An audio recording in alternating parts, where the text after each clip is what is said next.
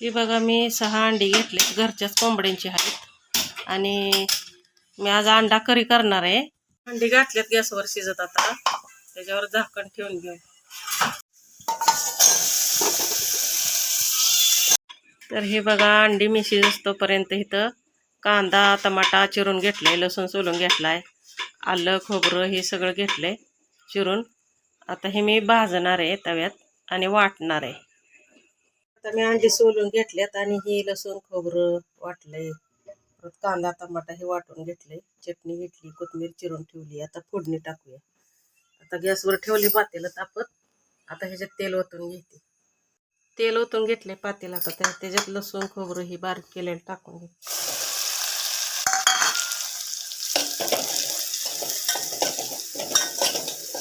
चांगलं जरा लाल होत तर चांगलं खोबरं भाजायचं।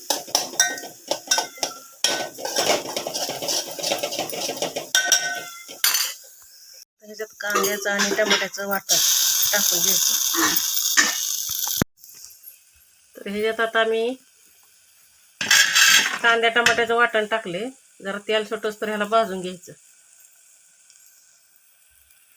आता तेल सुटलंय ह्याला, आता ह्याच्यामध्ये वाटलेलं जरा थोडंसं पाणी आहे ना टाकून घेते ह्याच्यात।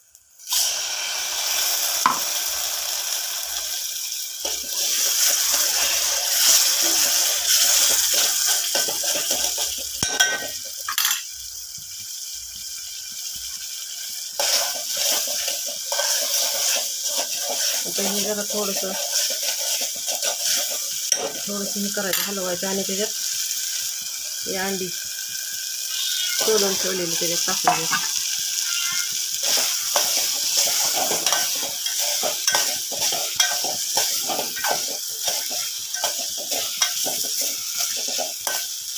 आता ह्या मसाल्यात ही अंडी चांगली परतून घ्यायची, म्हणजे तिखट मीठ त्याला लागतं चांगलं।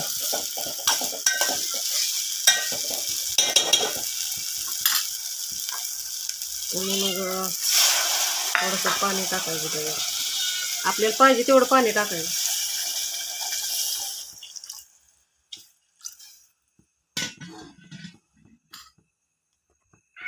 आता ह्यात मीठ टाकून घ्यायचे, मोठं टाकलेलं मीठ, आणि कोथिंबीर टाकायची।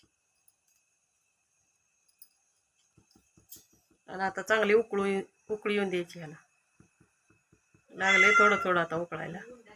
ही बघा आपली अंडा करी तयार आहे आणि आता जेवायला वाढून घेणार आहे। तर असं ताट मी वाढून घेतले बघा, कांदा, ज्वारीची भाकरी, भात आणि अंडा करी। तर आता मी जेवणार आहे, तुम्ही पण या जेवायला। धन्यवाद।